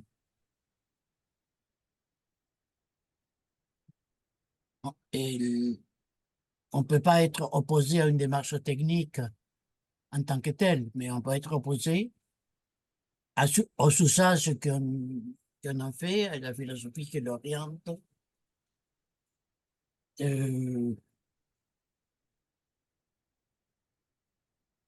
Troisième caractéristique, je vais aussi vite que je peux. Troisième caractéristique, l'usage, votre usage, mais c'est très 1930. Entendez-le comme, c'est pas un péjoratif, hein, quand je dis c'est très 1930. C'est pour dater d'une certaine manière. C'est très école de Francfort, c'est très Adorno que j'ai lu dans ma lointaine jeunesse. Pas des années 30, un peu plus tard quand même. Bon, et l'usage que vous faites de cette notion d'émancipation, j'entends parfaitement l'insistance, Christine en particulier, l'insistance à se méfier des grandes généralisations politiques, le capitalisme, etc. Et tout à fait, là je vous rejoins à 100%. Sauf que le capitalisme, ici, vous faites un usage domestique de la notion d'émancipation. C'est-à-dire, il s'agit qu'il y ait une intelligence collective. Ouais, mais ce monsieur Bardella ne propose pas autre chose. Hein. Vous savez, les Bardella français. J'adhère pas, hein, au cas où, comme on ne se connaît pas. Je tiens à dire. Il propose une réflexion, un travail collectif. Hein. L'université d'été du Front National sont des commissions qui travaillent à des élaborations collectives. Et la contestation est tout à fait bien vue, surtout si elle est plus à droite que celle des organisateurs. Je veux dire, qu'est-ce que je veux dire? Que quand on dit collectif, on dit un très joli mot, creux. Si on ne spécifie pas de quel collectif il s'agit, quels sont les visés. Quand on dit émancipation, personne ne peut être contre, en tout cas pas parmi nous, personne ne peut s'y opposer. C'est très joli, mais joli comme une fleur qui va se faner demain matin. C'est-à-dire de quelle émancipation, avec quelle visée, avec quel objectif. Que les personnes se sentent bien, ouais, mais bon, votre objectif ne peut pas être aussi petit. Le monsieur là qui était fâché parce que vous imposiez d'écrire, d'après lui, je n'ai pas entendu que vous l'imposiez d'ailleurs, mais enfin, le monsieur parlait de son histoire à lui, il n'aime pas écrire. Bon, d'accord, il y a des gens, je ne sais pas comment il pourrait faire son master sans écrire, mais bon. Chacun entend ce qu'il peut, pauvre, non? C'est clair. Bon, et tout ça pour dire en conclusion qui conclut rien. Non, sinon, vous savez, ce que vous appelez émancipation risque fort de nommer plutôt des variantes plus ou moins significatives dans la position des gens, mais que les gens s'émancipent, ça dépend. Voudriez-vous, pour dire ça très grossièrement, voudriez-vous que le fils d'Éric Zemmour s'émancipe dans de vos groupes? Le fils qui est un de ses candidats, hein, d'ailleurs, un de ses adjoints. Je veux dire, c'est ma conclusion tout à fait discutable. Je sais pas, là, vous, entre parenthèses, vous reprenez épistémologie du Sud. Bon, c'est de là que je viens, hein, comme mon accent l'indique. C'est une invention très latino, hein, les épistémologies du Sud. C'est de Bobard, un culte. Ce sont des pays merveilleux, mais parfois aussi, ils font de la mandoline. Hein. Et les épistémologies du Nord de l'Europe, en clair, les épistémologies de l'Europe ne sont pas toutes réactionnaires. Et celles du Sud ne sont pas toutes progressistes. Nommer une épistémologie par l'espace géographique où elle se développe, c'est un contresens. Il y a des imbéciles partout. Hein. Pour ça, nous, on a parlé d'épistémologie des Suds, justement, parce qu'on est persuadé qu'il y a du Sud dans le Nord et du Nord dans les Suds. Oui, d'accord, c'est joli, c'est très joli, réussi, mais on laissait tomber la métaphore géographique, ma chère. C'est confus. Ah, j'adore ça, hein, j'adore, bon. Mais disons, bon, un Sud qui est plus au Nord que le Sud, bon, c'est compliqué. Non. Non, il y a, disons, on peut parler avec des vieilles catégories absolument démodées jamais, et réactionnaires progressistes, par exemple. Et donc, ça vous dispense de les situer dans la géographie. Le régime politique actuel en Argentine, hein, comme épistémologie du Sud, c'est très fort. Hein. Et là, on entendait aussi les personnes qui étaient invisibilisées, aussi bien les femmes, les enfants, enfin, Mais oui, oui. pas seulement, c'était pas du tout géographique.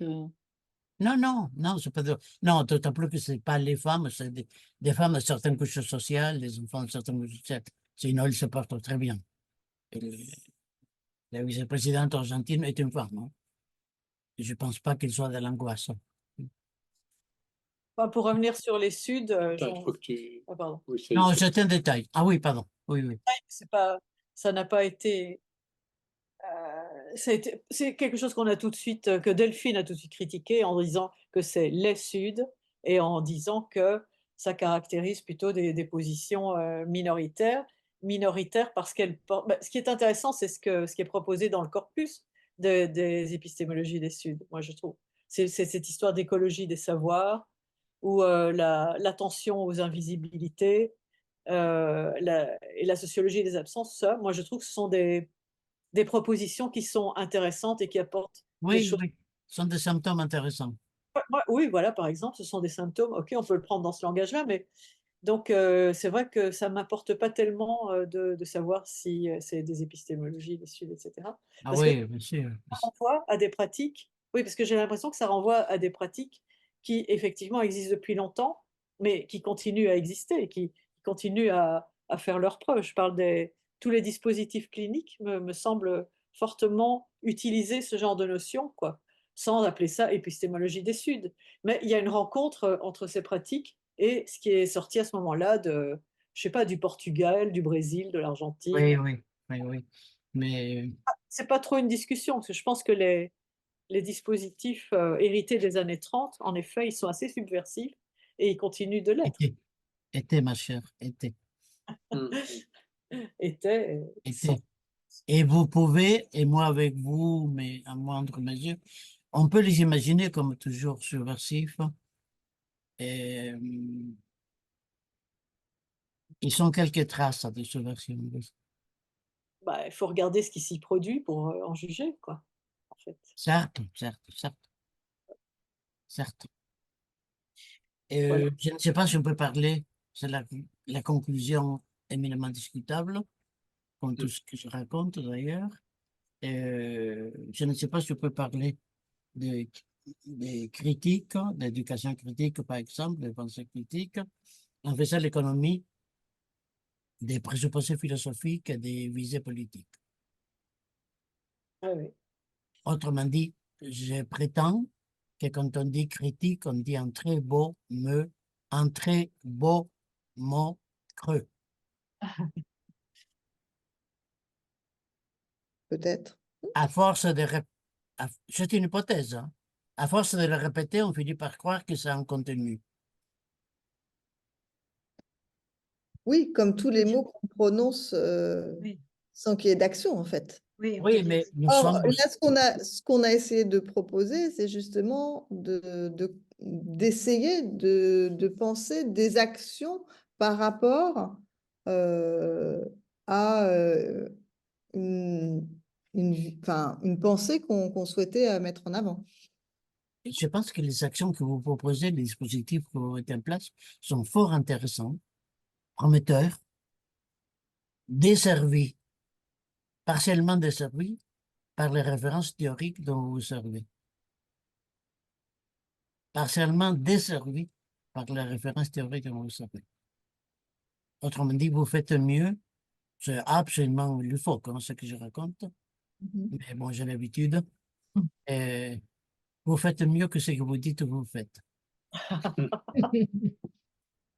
Saül, Saül, Ça y est, euh, j'ai plus rien à dire sur aucune autre idée. Madame Riera, non, vas-y. mais quel dispositif on invente là pour avoir les trois autres séries de questions qui étaient prévues par Delphine là.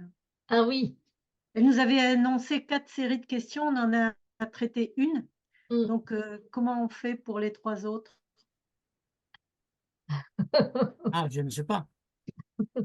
Oui, ça serait intéressant de poursuivre. Il faut voir comment on peut poursuivre cette intéressante conversation. Je me suis dit, bon, c'est pas la première fois, mais là, c'est très fort. Et je me suis dit s'il ne faudrait pas une deuxième. Deuxième conversation, oui. Oui, oui, oui.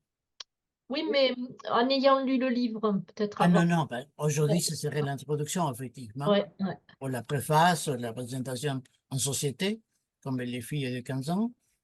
Et Pas toutes, heureusement. avant, Je dis pas toutes, heureusement. je ne sais pas, je suis jamais allé, on m'a raconté. Oui, il faudrait voir. Est-ce que vous pouvez nous envoyer ces 3 autres questions et qu'on y travaille un peu, nous, de notre côté, qu'on écrive quelque chose? Bien sûr. Bah, je peux déjà vous les lire et puis vous les envoyer par la suite. Ah oui, oui, oui, oui, oui, oui. 3 autres auxquels nous avions pensé, c'était l'éducation critique encore possible, en reprenant Ouais, le titre de la ouais, discussion. ouais, ouais. Espace dans et en dehors des établissements d'éducation. Ensuite, la troisième, c'était engagement et implication assez éprouvant et déstabilisant pour les garants et garantes du dispositif. La question, c'est pourquoi s'y engager encore? Parce qu'ils aiment ça. Ils sont maso. Voilà. Non, non, pas bon, le masochisme est Ça une forme dit de puissance. Mais ils aiment ça, oui. Et la dernière, c'était notion de dispositif, c'est un parent pauvre de la recherche. Pourquoi? Et comment éventuellement, ou faut-il basculer ou le rendre important et pourquoi et est-ce important? Voilà. Oui, ça suppose de lire cet ouvrage, Oui, oui, oui. qui se laisse lire très bien, hein. On a eu une conversation il y a quelque temps avec une autrice qui a travaillé au Sénégal sur les dispositifs de recherche et ce qui s'inscrit, moi je pense vraiment dans la démarche que vous mettez en place, que vous avez mise en place dans votre travail. Quand vous dites parents pauvres, moi j'ai l'impression qu'il y a quand même plein de choses. Il y a plein de choses qui se passent à l'heure actuelle dans des tentatives pour justement refaire, re-questionner, permettre de reformuler, donner corps à des possibilités d'action ultérieures et qui sont dans le cadre que vous proposez. Je ne sais pas qui a parlé du Sénégal tout à l'heure, mais la recherche-action qui est faite sur Dakar à l'heure actuelle avec scientifiques, auteurs et avec un travail sur le théâtre forum s'inscrit dans votre démarche en fait. Hein. Mm. Oui, sans doute. Mm. Vous pourrez nous envoyer les 4 thèmes, hein, puisque un qu'on a un peu travaillé et les 3 autres, s'il vous plaît. Oui, je peux vous les mettre dans la discussion tout de suite, comme ça tout le monde les aura. Oui, Oui, oui. Bon, sinon, je peux envoyer la feuille que Delphine m'a envoyée ce matin. Hein. si ça Non, y mais si vous le faites, tant mieux. On ne vous envoie pas nos réponses. Pardon? J'ai fait une délation. Non. Merci. De rien. Ok. Je me dépêche de copier.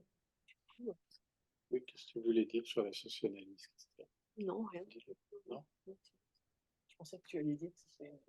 Non, si vous le sélectionnez, et vous pouvez l'imprimer ou les copier. Oui, oui, c'est fait. À règle très, très générale, je suis poli. Je ne fonctionne pas à la politesse. C'est une manière d'introduire mes remerciements pour votre participation, pour votre apport, pour ce que vous avez encaissé aussi. Nous avons terminé ce qui pourrait, nous terminons là, ce qui pourrait être une introduction à la question, une préface ou une sensibilisation, enfin d'autres appellations. Et il faut voir, il faut imaginer d'autres modalités pour continuer. Et ce qui serait un gaspillage de laisser en état. On verra comment, je ne sais pas encore, mais bon, comme j'ai toujours des idées, c'est pas un problème.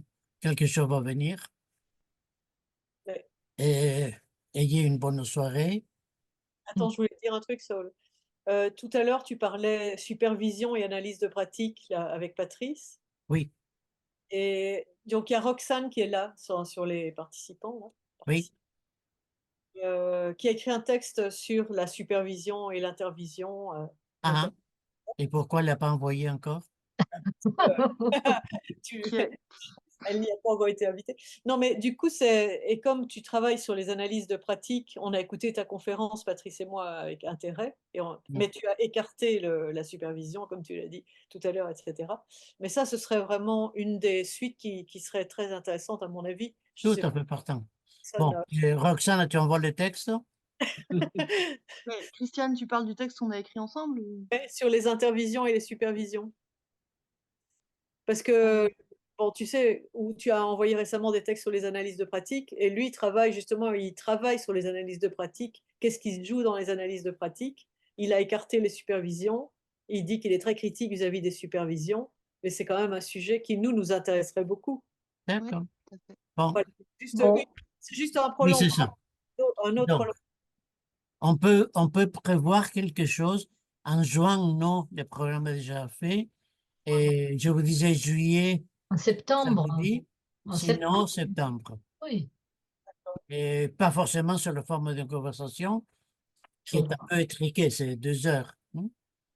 Il faut voir si on ne peut pas organiser quelque chose un peu de plus longue haleine. Demi-journée, bon. On verra. Par Et- provocation pour nos questions, les 4 questions, Oui. pourquoi pas faire une discussion atelier d'écriture? faire des poèmes sur la question. Pourquoi pas. Et c'est un on essaye d'inventer un dispositif, n'est-ce pas? Voilà. C'est ça qu'on fait, Ah oui, bien sûr. Voilà. Mais effectivement, là, d'accord. Et sur ce point, contre Foucault, effectivement, le dispositif n'est pas le renfermement. Ouais, Non, non, c'est sûr. Mais quand on découvre quelque chose, on peut difficilement ne pas être dogmatique, hein. Mm. C'est-à-dire, après, les continuateurs peuvent se payer le luxe de la dialectique, hein. Les pères fondateurs se doivent très, très généralement de planter des pieux très, très gros, très grossiers. Bonne soirée à tous et toutes. Merci. Merci. Bonsoir. Et Merci. faites gaffe avec la critique, ça mord. Bye bye.